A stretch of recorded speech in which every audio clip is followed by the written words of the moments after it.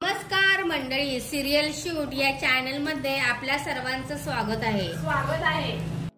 Win दोघातली तुटेनाच्या 12व्या episode मध्ये असं दाखवण्यात आलेलं आहे की समर आणि आनंद बसलेले असतात आणि आनंद समरला बोलत असतो की समर, ती मुलगी आली, तिच्याशी भेट जरा, तिचं काय बोलणं आहे ते ऐकून घे। समर बोलत असतो की कशासाठी तिचं ऐकून घ्यायचं आहे, तर आनंद त्याला बोलत असतो की नाही, असं करू नको, ती मुलगी फार की ती मुलगी मला खरी वाटते, ती खूप रडत होती, तिच्या डोळ्यामध्ये पाणी येत होतं, ती खूप जीवाच्या आकांताने मला सांगत होती आणि मेन म्हणजे तिच्या वडिलांना सुद्धा पोलिसांनी अटक केली, तिच्या आईला अटक केली, तिच्या बहिणीला अटक केली, मग ती खूप रडत होती। मग समर बोलतो की का तिच्या वडिलांना कशाला अटक केली, मी काय त्यांच्याविरुद्ध काय कंप्लेंट केली नव्हती। मग समर कमिशनर साहेबांना फोन लावतो आणि बोलतो की कमिशनर साहेब, सॉरी, मी तुम्हाला जरा त्रास देतोय, पण ते कंप्लेंट केली होती त्यातले त्या वडिलांना काय होऊ देऊ नका, कारण त्यांची काही चुकी नव्हती आणि ती त्यांच्याबरोबर ती मुलगी होती, तिचीही काही एवढी फारशी चुकी नव्हती। सॉरी, मी तुम्हाला त्रास दिला, पण मला कसं म्हणजे असं रस्त्यावर असे पैसे मागणारी माणसं भरपूर असतात, ही जोपर्यंत नष्ट होत नाही तोपर्यंत आपल्याला काहीतरी करावंच लागेल, पण जाऊ दे, ह्यावेळेला सोडून द्या सगळ्यांना आणि सगळ्यांनाच सोडून द्या, असं समर कमिशनर साहेबांना फोन करून सांगतो। त्याच्यानंतर समर फोन ठेवतो आणि आनंद बोलतो, बरं झालं, थँक्यू समर, तू एवढं कमिशनर साहेबांना फोन करून सांगितलंस। मग समोर बोलतो की थँक्यू कशाला म्हणतोस, तू मला सांगितलंस त्यामुळे मला हे समजलं, नाहीतर मला कसं कळलं असतं, त्यामुळे मीच तुला थँक्यू बोलतो, कारण कोणावर अन्याय नको व्हायला, बरं झालं तू मला सांगितलंस, असं समर आनंदला बोलतो। समर आनंदला बोलत असतो, त्याच वेळेला अंशुमन तिथे येतो आणि आनंद समरला सांगत असतो की तू तिच्याशी बोल, तुला सॉरी बोलायचं आहे, तू भेट एकदा तिच्याशी। त्यावेळेला समर थोडासा तयार झालेला दाखवला, तेवढा तिथे अंशुमन येतो आणि अंशुमन आल्यानंतर अंशुमन बोलतो की काही गरज नाही आहे आणि दादा तू असं काय करायला जाऊ नको, हे बघ, ती मुलगी आहे ना, ती खूप चालाक मुलगी आहे आणि ती हीच मुलगी आहे जिला आपल्या आजोबांची जमीन ताब्यात घ्यायची, तिनं ते मोर्चा वगैरे काढला ऑफिसवरती, तुला बदनाम करायचं धरलं, ही तीच मुलगी आहे, ती मुलगी खोटं बोलते ती आपल्या सर्वांशी, तिने ती जमीन बळकवण्यासाठी आईला मध्ये घातलं, वडिलांना मध्ये घातलं, बहिणीला मध्ये घातलं आणि एवढं सगळं केले फक्त एका जमिनीसाठी केले, साम दाम दंड भेद सगळं तिने वापरून ना ते सर्व केलेलं आहे। त्यावर समोर बोलतो की जर एवढी ती मुलगी हुशार असेल ना तर तिला दुर्लक्ष करून चालणार नाही, आपण तिच्याकडे लक्ष दिलं पाहिजे आणि तिला शिक्षा ही झालीच पाहिजे आणि ती समोर बोलतो की ती जमीन आहे ना ती आजच्याच ताब्यात घे, माझा फुल तुला सपोर्ट आहे, असं तो अंशुमनला सांगत असतो। आनंद बोलतो नाही, मला नाही असं वाटली ती मुलगी, मला खरी वाटली मुलगी ती आणि ती एवढी चांगली बोलत होती, एका सुसंस्कृत घरातली मुलगी असल्यासारखी वाटली मला ती। तर समोर बोलतो की तसं नसतं, ती ना खूप हुशार मुलगी आहे, ती चालाक पद्धतीने ती सगळी जमीन ताब्यात घेण्याचा प्रयत्न करते, माझ्या लक्षात आल्यात या सगळ्या गोष्टी आणि असं म्हणून अंशुमन ते बोलतो की समरला की दादा तू काय ह्याच्यामध्ये लक्ष देऊ नकोस, मी बोलतो त्याच्याशी जाऊन आणि त्या गार्डला काय सांगायचं आहे ते मी सांगतो, तू काय जास्त काळजी करू नकोस, तिला कसं हकलवायचं ते मी बघून घेतो। त्यानंतर समर खिडकीपाशी जातो आणि स्वानंदीला पाहतो, पण स्वानंदी उलटी उभी असते, त्यामुळे चेहरा वगैरे काय दिसत नाही समरला, त्यामुळे तिला बघितल्यानंतर समर आनंदला बोलतो की आनंद गार्डला फोन कर आणि तिला या गेटवरून हकलून द्यायला सांग। त्यावेळेला हा म्हणतो की अंशुमन की दादा तू काय काळजी करू नको, काय सांगायचं ते मी सांगतो गार्डला, तू अजिबात टेन्शन घेऊ नकोस, असं म्हणून अंशुमन थोडासा मनातल्या मनात असा हसल्यासारखा दाखवलेला आहे। त्यानंतर इकडे अधिरा आणि रोहनला दाखवलेलं आहे। अधिरा रोहनचं प्रमोशन झाल्यामुळे सेलिब्रेशन करत असते, केक कापल्यानंतर ते दोघे खूप मोठमोठ्याने हसत असतात। त्यानंतर दोघांच्यामध्ये डिस्कशन चालू होते की बरं ठीक आहे, रोहन बोलतो की चल आता घरी जाऊया, तर अधिरा बोलते की घरी चाललायस तू, आत्ता तर कुठं आपण पार्टी करायची आहे, आपण सेलिब्रेशन करायचं आहे, तुझं आज प्रमोशन झालं, प्लीज प्लीज प्लीज ना, आज नको जायला, आपण जेवण वगैरे करून नंतर जाऊया। रोहन बोलतो नको, घरी माझी वाट बघत असतील आणि आम्ही मिडल क्लास फॅमिली, तर आधी थोडी चिठ्ठी बोलते मिडल क्लास फॅमिली काय यार, झालं ना दादा तुझं प्रमोशन झालं आहे, आपण सेलिब्रेट करूया, मला हे सेलिब्रेशन तुझ्याबरोबर सेलिब्रेशन करायचं आहे, असं नको ना करू। त्याच वेळेला तिथे स्वानंदीचा फोन येतो रोहनला आणि बोलतो की रोहन कधी येतोयस घरी, तो फोन आनंदी काय ते अधिरा उचलते. अधिराने फोन उचलल्यानंतर अशी बोलायला लागते की इस रूट की सभी लाईने व्यस्त है, आपने जिस व्यक्ती को फोन किया है वो बिझी असं वगैरे असं सांगत असते.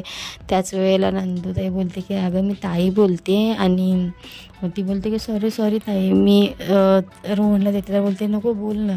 तर बोलते की नाही, मला तुम्हाला भेटायचं आहे.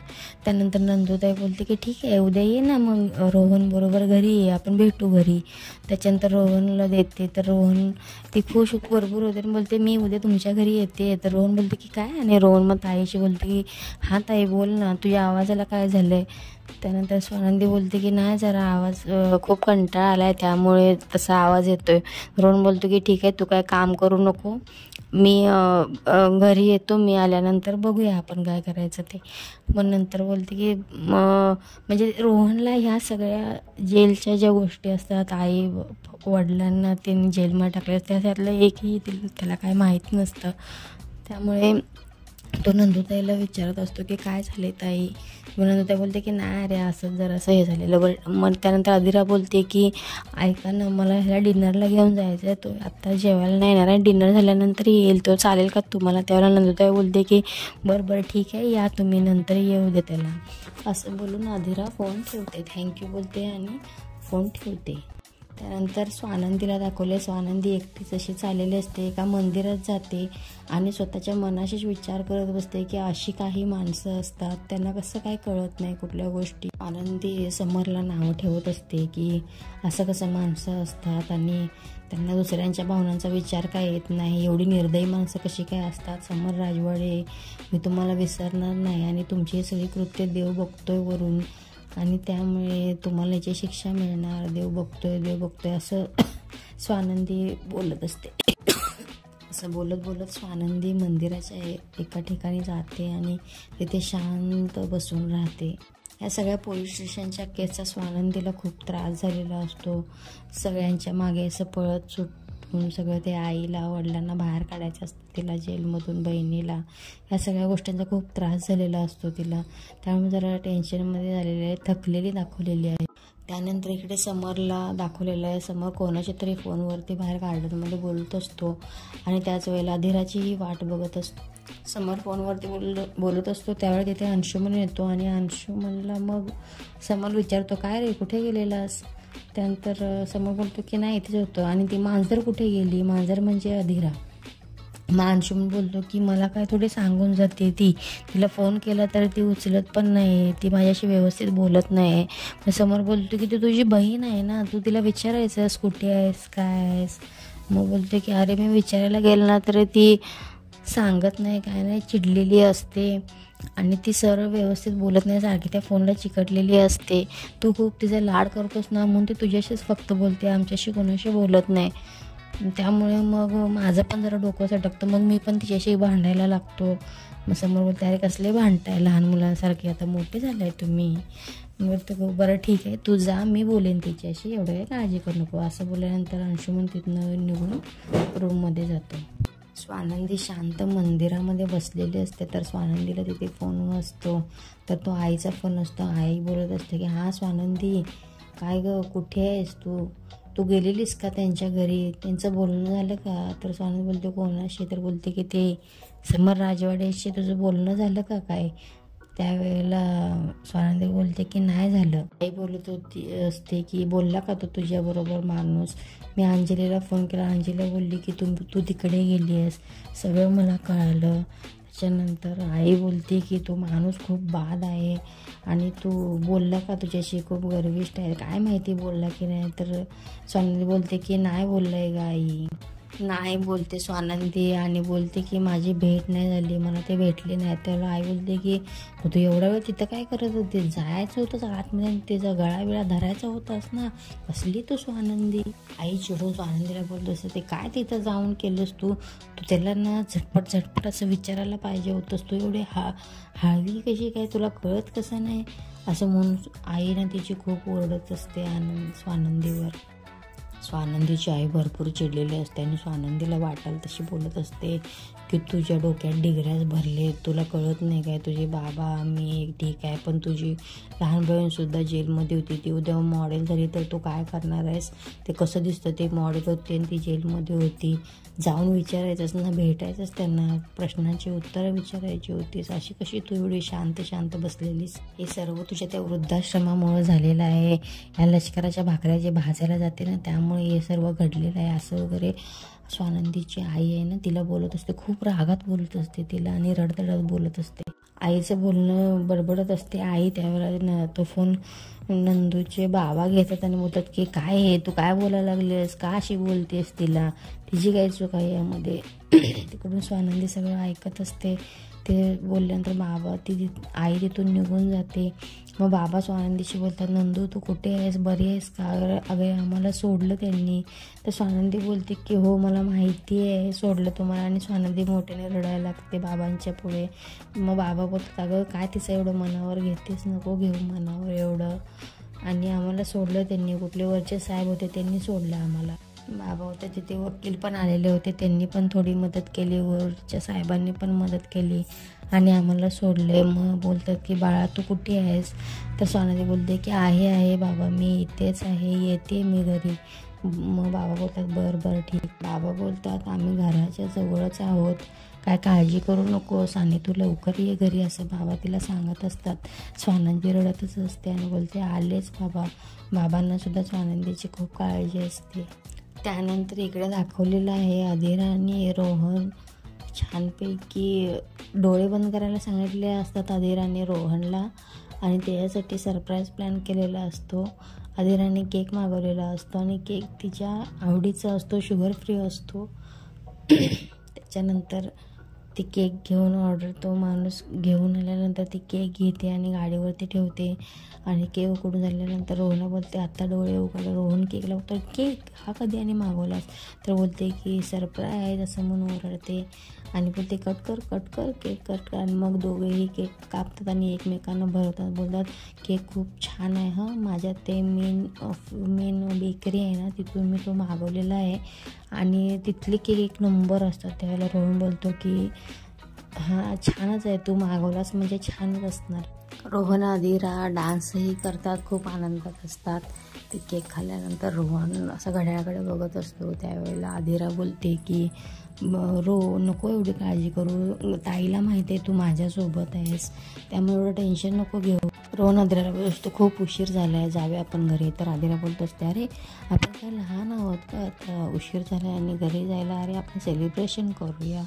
आणि माहिती आहे घरच्यांना सगळ्यांना की तू माझ्यासोबत आहेस, नको काळजी करू, त्यांना हे माहिती आहे की तू माझ्यासोबत आहेस, त्यामुळं काळजी नको करूस. नंतर रोहन बोलतो की तसं नाही पण केलं पाहिजे. आणि त्याच वेळेला अधीराचा फोन वाजतो. तर अधीराला पिंट्या दादांनी फोन केलेला असतो. तर अधीरा आश्चर्य होते, अरे पिंट्या दादाचा कसा काय फोन आला मला. पिंट्या दादाचा फोन आल्यावर अधीरा बोलते हां बोल पिंट्या दादा. तर समोर जरा चिडलेला असतो, बोलतो अगं काय अधीरा कुठे आहेस, वाजले किती, कधी येतेस घरी, आणि एवढा रात्रीचा उशिरापर्यंत काय करतेस तू. अधीरा बोलते की नाही पिंट्या दादा मी येते 15 मिनिटात येते. बरं तुला काय कळतं की नाही, सांगून वगैरे जायची काय पद्धत वगैरे काय आहे की नाही, सगळे काळजी करतात घरी तुझी, असं नको करत जाऊस. त्यावेळेला अधीरा बोलते सॉरी पिंट्या दादा मी येते 15 मिनिटात येते आणि फोन ठेवते. मग रोहन तिला चिडवायला लागतं काय आता कसं होतं, कसं वाटलं आता, घाबरलीस ना, पिंट्या दादा ओरडला ना तुला, पण नशीब तुला कोणतरी कंट्रोल करते, नाही तर सगळ्या गावभर फिरली असतीस तू रात्रीचं घुबडासारखी. असं बोलल्यानंतर स्वानंदीला अधीराला थोडा राग येतो आणि बोलतो की रोहन तिची हे करतो की अगं नाही ग मस्करी केली ग, नको एवढी चिडूस, बरं ठीक आहे चल तुला सोडते. तर रोहन बोलतो की नको माझा मी जातो, तू जा, नाही तर पिंट्या दादा येतील तुला न्यायला. त्यानंतर अधीरा बोलते बरं ठीक आहे जाशील ना व्यवस्थित, आणि तो केक तू घरी घेऊन जा आणि तूच का नाही तर बिल्डिंगमधल्या मुलांना वगैरे वाटशील. तर बोलतो की नाही जातो मी, ठीक आहे तू जा व्यवस्थित आणि फोन कर. त्यानंतर इकडे स्वानंदीला दाखवलेलं आहे. स्वानंदी किचनमध्ये असते, शांत असते, स्वानंदीने रोज झालेली असते आणि जेवण बनवत असते. त्याला बाबा येतात, नंदू अगं नंदू. स्वानंदी काय बोलत नाही, काय नाही, एक शब्दसुद्धा काय बोलत नाही. मग बाबा लगेच गाणं म्हणायला लागतात, ती टिसली आहे तो मित्रने उदास, हे गाणं वगैरे बोलायला लागतात. तरीही स्वानंदी काही बोलत नाही. बाबा तिला समजवायचा प्रयत्न करतात, अगं नंदू कशाला एवढं टेन्शन घेतेस, आता तुझं जेवणाकडे सुद्धा लक्ष नाही, कशाला एवढं हे करायला लागलीस. तर स्वानंदी बोलते की बाबा जरा रोहन बघा ना कुठे पोचलाय का, त्याला फोन करून विचारलं. तर बाबा बोलते अगं तुझी काय जेवण बनवतेस ना त्याचा वास आता त्यांच्या नाकापर्यंत पोचला असेल आणि ते येत पण असतील घरी आता. मग स्वानंदी बोलते की बरं ठीक आहे. मग बाबा बोलायला लागतात अगं काय एवढं टेन्शनमध्ये काय, नको एवढं टेन्शन घेऊस. तर स्वानंदी बोलते की बाबा नाही येतच टेन्शन, आणि ह्या टेन्शनमध्ये मला हे जेवण बिवण करणंसुद्धा नाही आवडत मला हे. आणि काय एवढी माणसं एवढी स्वतःचा स्वार्थी विचार करतात, दुसऱ्यांचा विचार का नाही करत. स्वानंदी बोलते असते का अशी माणसं वागतात, त्यांना दुसऱ्या माणसांच्या भावना का नाही कळत.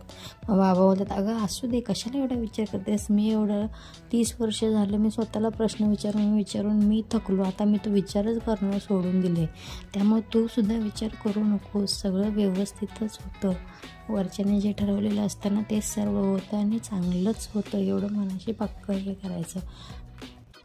स्वामी बोलते का पण का असं वागतो तो माणूस. बाबा बोलतो अगं नको एवढी काळजी करूस, आपण काय थोडं काय एवढं त्यांनी कसं केलं म्हणून आपण थोडी खचून जायचं नसतं. आपण ह्यातनं एकच हे अनुभवायला मिळायचं की आपण कितीही संकट आले तर खचून जायचं नाही, हे एवढं लक्षात ठेव. स्वानंदी बोलते हो बाबा हो ठीक आहे, मला तुमचं सगळं मान्य आहे, पण ते विचार जात नाहीत ना मनातून. आणि काय ह्याला एवढा कसला राग आला आहे, त्या म्हाताऱ्या माणसांची जागा हो आहे त्यांची जागा, पण ते राहतात वृद्धाश्रम आहे तिथं, आणि त्या म्हाताऱ्याने तिथे मोर्चा काढला, त्यांचं डोक्यावरचं छप्पर झालं म्हणूनच त्यांनी मोर्चा काढला ना तिथे. ती म्हातारं माणसं घाबरली होती म्हणून त्यांनी मोर्चा काढला, ते स्वतःच्या यासाठी तेवढं करू शकतात ना. पण ह्या लोकांना हे गोष्ट कळत का नाहीत की म्हाताऱ्या माणसाच्या डोक्यावरचं छप्पर ते काढून घेत आहेत. आणि ठीक आहे ते पण ठीक आहे, पण ही आई त्यांच्याशी भांडली हा तर योगायोग होतं ना, थोडी काय ते ठरवलेलं. पण त्यांना असंच वाटत असणार आहे की हे सर्व मी प्लॅन केलं आहे, मी ठरवलं आहे, असं त्यांना तेच वाटत असणार आहे. ह्यांना एवढी बुद्धी का नाही, एवढे हे मोठे झालेले असतात त्यांना एवढी बुद्धी का नाही येत. मला तरी बाबा असं वाटतं ना ते समर राजवाडे आहेत ना हे सर्व काही ना मुद्दाम करतायत. मग बाबा बोलतात अगं कशाला त्यांना नाव ठेवतेस, तुझी आई कशी आहे ना ते मला माहिती आहे, तुझ्या आईनंच काहीतरी चूक केलेली असणार आहे, ती कशी ती भांडत होती त्यांच्याशी आपण बघितलं ना फुटेजमध्ये. तर स्वामी बोलते हो बाबा मी बघितलं. बोलतात की अरे ती कशी आहे ती मलाच माहिती आहे, तुझ्या आईनंच भांडण केलेले असणार, आणि ते समर राजवाडे तसे नाही आहेत, तसं नाही वाटत आहे त्यांच्याकडे बघून. स्वानंदी बोलते हो तसं पण असू शकतं, आपल्याच आईची चुकी असू शकते. तर बाबा बोलतात अगं तसंच आहे, तू अजिबात हे करू नको, ते तसंच आहे, आणि मी सांगतो ना 100% तुझ्या आईनंच काहीतरी केलेलं असणार आहे, आपलंच नाणं खोटं त्याला आपण तरी काय करणार गं. हो बाबा मलाही तसंच वाटते, आणि बघूया आता कसं काय होते, बघूया आता हे वकील साहेब आता काय करतात ते तरी बघूया आपण. मग बाबा बोलतात की हो तसंच असणार नंदन, तोही काही काळजी करू नकोस, फक्त एक लक्षात ठेव की काही झालं तरी आपली धडपड सोडायची नाही, जिद्द सोडायची नाही, जे ठरवलं ते करूनच दाखवायचं. वृद्धाश्रमातल्या बाबतीत कोणतीही तक्रार वगैरे कोणतीही तडजोड आपण करायची नाही, आणि जो आपला लढा आहे तो मागे घ्यायचा नाही. हे लक्षात ठेव की या दोन्हीपैकी कोणतीही गोष्ट आपण करायची नाही, माघारी घ्यायची नाही, कारण तो प्रश्नच एवढा मोठा आहे की त्याच्यावरती उत्तरच नाही आहे. कारण म्हाताऱ्या माणसांची जबाबदारी आहे, वृद्धाश्रम आहे तिथं, या सगळ्यांचा विचार करून तो विचार कर, जास्त टेन्शन घेऊ नको आणि माघार घेऊ नकोस, हे लक्षात ठेव. त्यानंतर इकडे समरच्या घरी दाखवलेले आहे स्वानंद अधीरा तिच्या रूममध्ये असते आणि मोबाईलवरती काहीतरी करत असते, त्यावेळेला तिथे नॉक करून समर येतो. मग अधीरा दरवाजाकडे बघते आणि पिंट्याला आहे म्हणून दरवाजा उघडायला जाते. समर बाहेरून अधीराला बोलतो असतं ए गुनुल्या दरवाजा उघड की ग. त्यावेळेला अधीरा बोलते की हां. मग अधीरा दरवाजा उघडते तर समर तिला डोक्याला हात लावायला जातो. अधीरा बोलते की का असं का करतोयस, तर बोलते की नाही तू तापलीस काय बघतोय, कारण मला तुझ्याशी बोलायचं आहे ना, मला आतमध्ये यायचं आहे, वस तापली असेल तर कसं, मला काय तर तू बोललीस तर काय करणार. मग ती अधीरा जरा चिडलेला करून हसायला लागते आणि बोलते की पेंट्या राहा. तर समोर बोलतो की नाही तसं नाही गं, तू एवढा वेळ बाहेर होतीस, किती उशीर झालेला होता, कशाला एवढा वेळ बाहेर थांबायचं. अगं तू बाहेर होतीस, कुठे होतीस याची काळजी वाटते आम्हाला, त्या काळजीपोटीच मी तुला फोन केला. त्या फोनवरती तुला असं वाटलं की माझा आवाज वाढला, पण माझा काय आवाज वाढलेला नव्हता, तुझा आवाज वाढला होता. समोर अधीराबरोबर कळवळीने बोलत असतो की बघ मला तुझी खूप काळजी वाटते, मी काय करू सांग. समोर बोलतो मला खूप काळजी वाटते. मला काळजी वाटणं स्वाभाविक आहे, सांग बघू. आता मग बाहेर तू असलीस तर मला तुझं काय चाललं आहे काय नाही, तुला कोण त्रास देते का, याची काळजी मला वाटणारच ना. मग अदिरा बोलते की सॉरी बोलते. मग बोलते की सॉरी कशाला बोलतेस, असू दे माऊ. अदिरा समरला घट्ट मिठी मारते आणि दोघेही हसायला लागतात. त्यानंतर समर अदिराच्या आतमध्ये जातो, रूममध्ये. आतमध्ये गेल्यानंतर समर अदिराला विचारतो आता सांग मला बरं कुठे होतीस तू. मग अदिरा बोलते खाली मान घालून उभी असते आणि बोलायला लागते की अदिरा समरच्या समोर रडायला लागते. मग समर तिला विचारतो अगं अदिरा काय झालं, का रडतेस, काय झालं आहे, तुला तो मुलगा पसंत आहे का, तुला त्याच्याशी लग्न करायचं आहे का. मग अदिरा बोलते नाही, तू लवकर का नाही आलास. मग समोर बोलतो की अगं नाही, मला उशीर झाला, मी यायला निघालो होतो, वाटेमध्ये असं सांगत असतो. तेवढं बोलतो की जाऊ दे, पण तू रडतेस कशाला, तुला त्याच्याशी लग्न करायचं आहे का, त्या मुलाशी, तुला आवडला का तो मुलगा. तर अदिरा नकारार्थी मान डुलवते आणि बोलते की मग रडतेस कशाला, नाही करायचं पण लग्न, प्रश्न मिटला. असं समोर अदिराला बोलत असतो. त्यावेळेला अदिरा बोलते की माझं एका मुलावरती प्रेम आहे. मग हे ऐकून जर असं मला धक्का बसतो आणि काय बोलतो. मग अदिरा बोलते की माझं एका मुलावरती प्रेम आहे, रोहन नाव आहे त्याचं. मग समोर एकदम आश्चर्य होतो आणि तिथेच हा एपिसोड संपवलेला आहे. हा एपिसोड तुम्हाला कसा वाटला हे सिरियल शूटच्या कमेंट बॉक्समध्ये नक्की सांगा आणि चॅनलला शेअर करा, सबस्क्राईब करा व लाईक करा. धन्यवाद.